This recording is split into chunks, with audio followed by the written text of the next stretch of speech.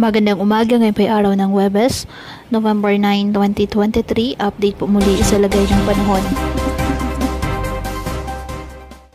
Ayon sa Pag-asa, isang low pressure area ang minomonitor ngayon sa loob po ng ating Philippine Area of Responsibility. Ang nasabing LPA, mababa naman ang tsansa na maging bagyo sa loob po ng 24 oras. Ngunit malawak ang sirkulasyon ng nasabing low pressure area, kaya magdadala ito ng mga pag-ulan sa iba't ibang bahagi ng ating bansa. Samantala, umiiral pa rin ang northeast monsoon at nakakaapekto sa extreme northern Luzon. Ngayong araw, ang Western Visayas, Zamboanga Peninsula, BRMM, Sac-Sargent, Palawan, Negros Oriental, Misamis Occidental at Lanao del Norte, asahan po ang maulap na kalangitan na may kalat-kalat na pag-ulan at thunderstorms dahil sa low pressure area.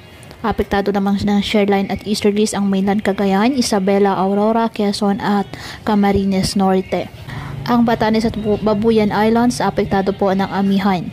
At ang Metro Manila at nalalabing bahagi ng bansa, apektado ng easterlies at localized thunderstorms.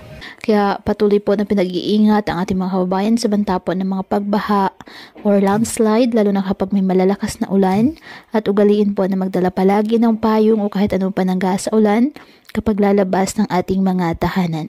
At yan po muna ang update sa lagay ng panahon ngayong araw. Muli patuloy po tayo na mag-ingat at palaging tandaan, God loves you. Stay safe and God bless.